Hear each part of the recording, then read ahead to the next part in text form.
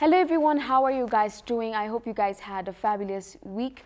We're back with an amazing guest. My today's guest is the Senior Executive Officer of Mbombo Investment Group, which oversees a diverse range of companies, including those in e-commerce, telemedicine, mining, trade, travel, and also he has a strong background in the international project management, leadership, and innovation, with recognition for his achievement from prestigious organizations like UNESCO, the European Commission, and Dutch Coalition from Humanitarian Innovation. My today's guest is Dr. Louison Mbombo. Thank you so much for giving me your time, Louison Mbombo. I am so sure and so excited that we're going to have a very good sting. So let's start with you and how you got into what you're doing today. Thank you for having me. As I said, my name is Mr. Louison Mbombo. I was born in DRC, raised in different countries. I was raised in Paris, in France, in Brazil. I did in the UK and in US. Right now, I'm in Canada. So I'm an entrepreneur. My background is I'm a medical doctor, and I'm also a philanthropist. So we are trying to tackle the humanity greater challenge and to transform it in business opportunity, while we are also fighting poverty and helping relieve fighting disease and helping relieve poverty in Africa. This is my main purpose in life. So I have been watching some of the amazing works that you have been, still is actually doing in Congo for the Congolese people, for your people. But before we get into that topic, I would love to talk about a bit about your background, because now you're a business person, you have your own foundation, your background is also medical doctor. That's a pretty different sector, I can say. So how were you able to involve yourself in such different angles and different images? Let's talk about that.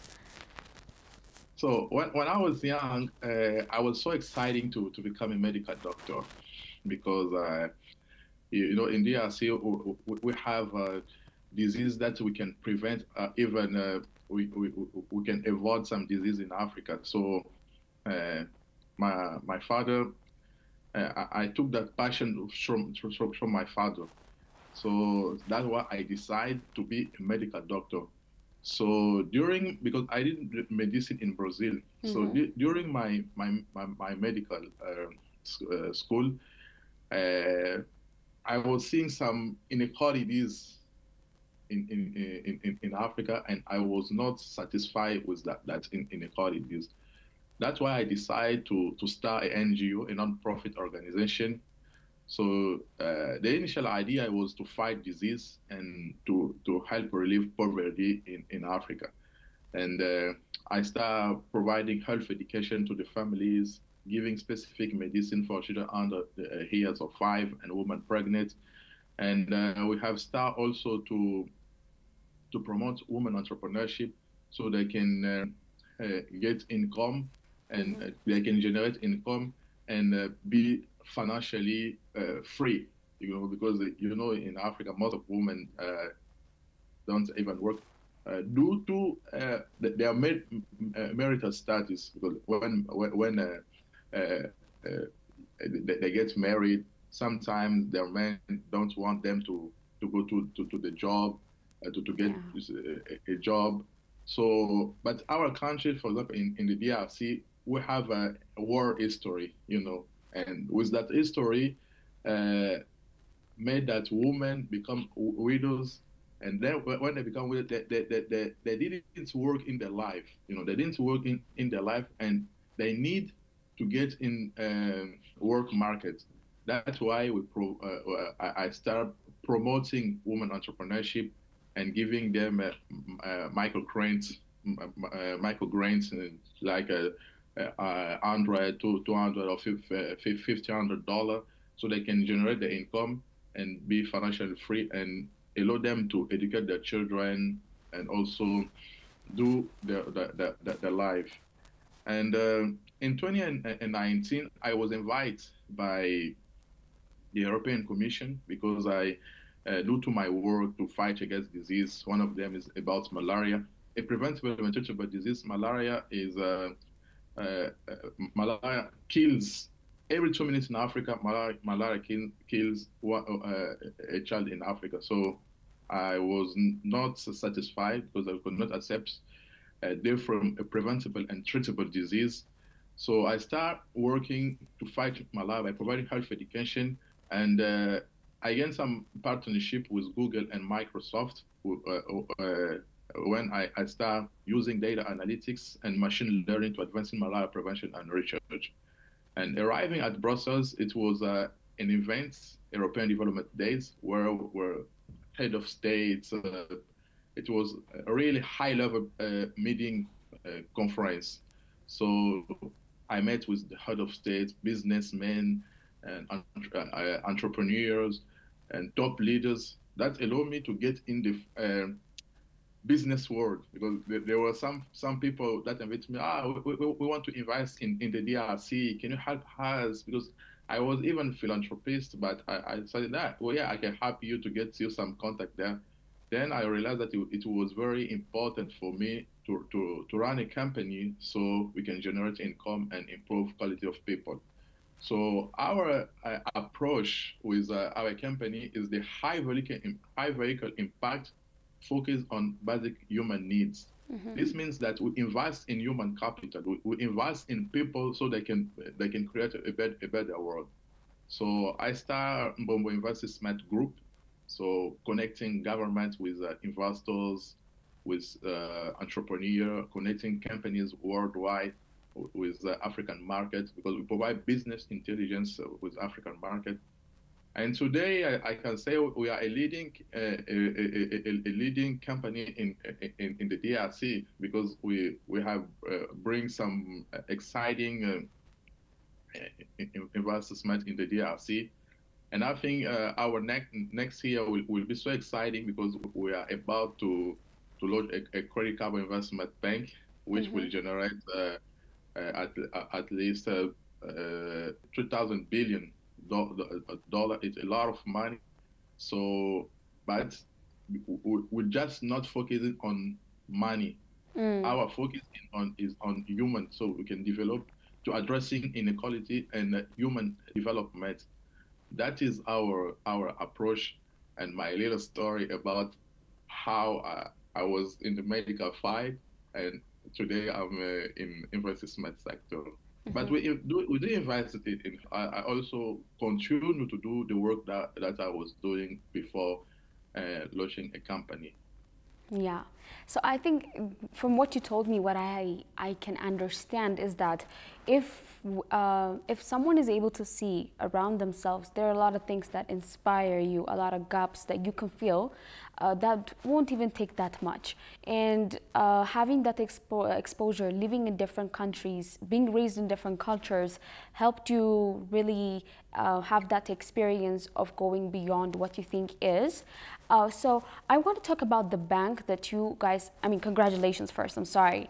But tell us about the bank that you guys are about to open. What is it about? What's the aim? What's the mission that you guys are trying to achieve through that project? So first of all, responding about your question, how I see having living in different countries, I can tell you that I know what means inequality in the world, because if you go to the United States, or you come here in Canada and you go in the DRC, there is poverty everywhere, but the inequalities, it's not the same poverty that we see for example, in DRC, where people go in bed angry, going in bed angry without knowing where they will find their food. And I can tell you more and more about inequalities that I'm not satisfied. That's why we are addressing inequalities, and which leaves no one behind. So with our bank is will be so excited, because first of all, we are speaking for those who have no voice.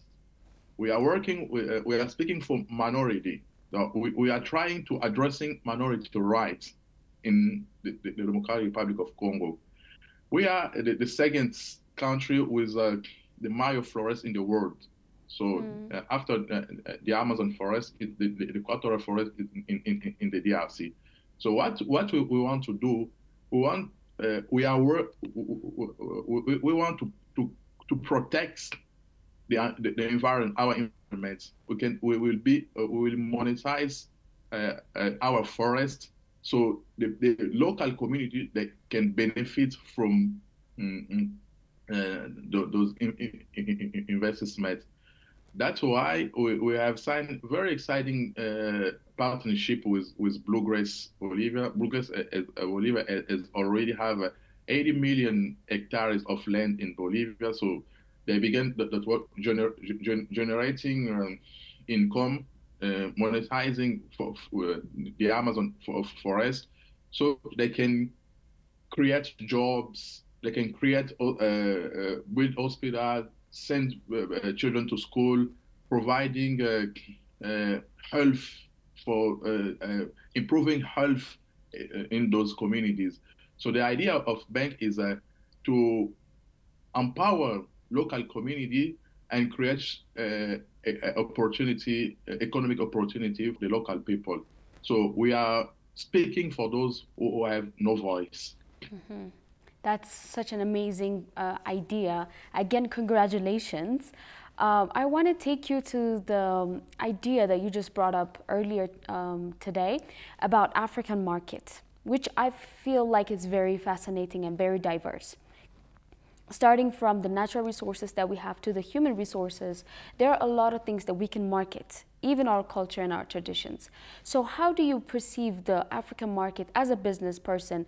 What can be done to utilize what we have as an Africans and have a fair and equal share in the global market? So, you know, African economy, African market is growing. We have a lot of opportunity in Africa. So the problem with our countries in Africa is corruption. You know, we need first to fight against corruption so we can develop ourselves. So we have a resource, so we can build by our continent. We have everything we need in Africa to be developed, like we see everywhere in Western countries. So what we need is to take action and to address inequalities by fighting corruption. Because if we don't have good governance, we will not achieve those goals. You know, in Africa, we face many challenges in accessing negotiation with high-level top leaders in Africa. When you are trying to bring some investment, they will always find a way to get their commission and to get something that impede us to realize what we are really want to do in Africa. But I'm very optimistic because African market is rising, and also our population is so young. You know, I think by 2016, most of population in Africa, I think it will be 60% in Africa will be young, and actually the population in Africa is so young. So we need to prepare that generation of young we need to be prepared into economic market. Exactly. I definitely agree with that. So I think let's go to this topic that I usually ask my audiences and also my guests and those people around me. How do you understand or perceive the idea or African identity, having that identity based in your culture, your tradition, your history, and your background, especially as a person that has been exposed to to different environments, to different cultures and customs? How do you understand or how do you define African identity in your own terms? I can say that it's very, very important to know who you are and where you come from. So if you know who you are and where you come from and your values, because your values and our culture, because I see a lot of people coming from Africa when they arrive, for example, in the US, in Canada, or in Europe, they totally change their mind. They want to be like European. They want to be like American. They want to be like Canadians.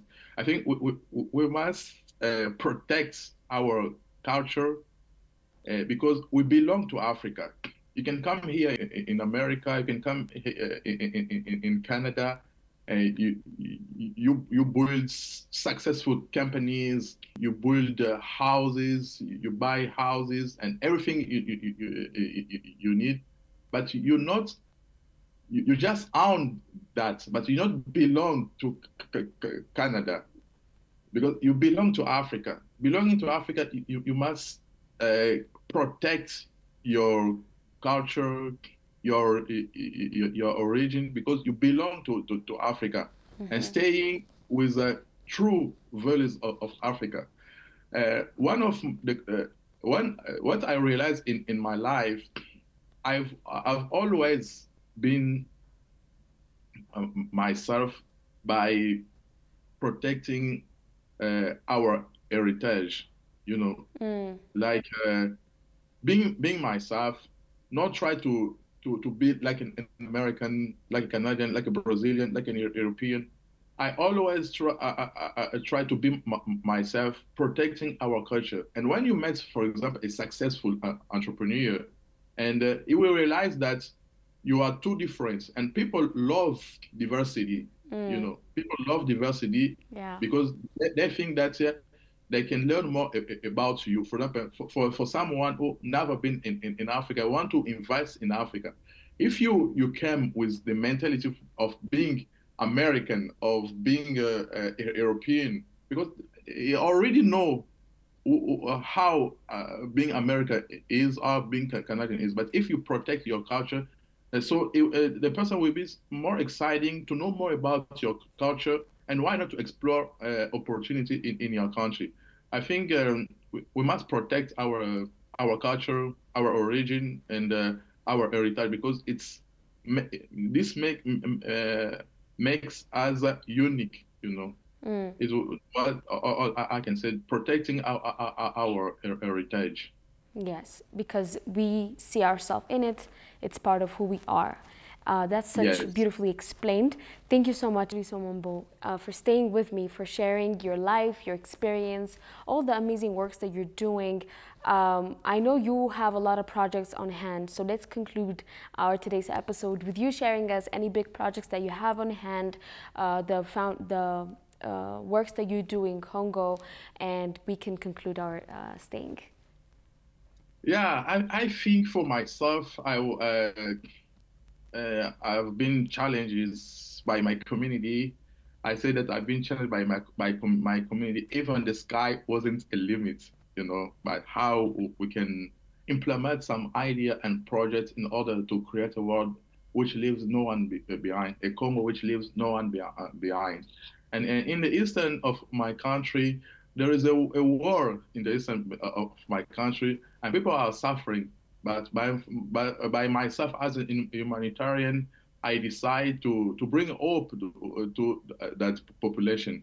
That's why I'm pledging $1 billion for those community, so we can create jobs. We can create jobs and empower that community and rebuild themselves. So we have launched a fund called the Restoration of the Eastern of Congo. So I'm working on it, and I'm so excited to be part of something that is greater than myself, because I think that the population needs it, and we are ready to work for. Yes, that is so true. Again, congratulations for how far you have came. It's such an amazing journey, and I hope you can really get in touch with yourself more and do more and contribute as much as you can for your people and for our continent, Africa. Thank you so much for giving me your time again. So since we're concluding, if there is anything else you'd love to add, let me give you the chance and we can conclude. Thank you so much. Thank you so much again. So guys, this is what we had for you guys on this week, My Africa. I hope you guys got a new perspective about how we can see our life and what we can do with what we have. As an Africans, we have a lot of resources that we could use to change ourselves and those people around us. And my today's guest hopefully have been a motivation for us to do something with what we have. Thank you so much for staying with us. Let us know what you think about this episode below this video for our digital audiences, and let us know what kind of guests you want to see next week, what kind of topics you guys want us to talk about on our short SMS 6121. Until I see you guys next week, I hope you guys have a blessed weekend. Goodbye.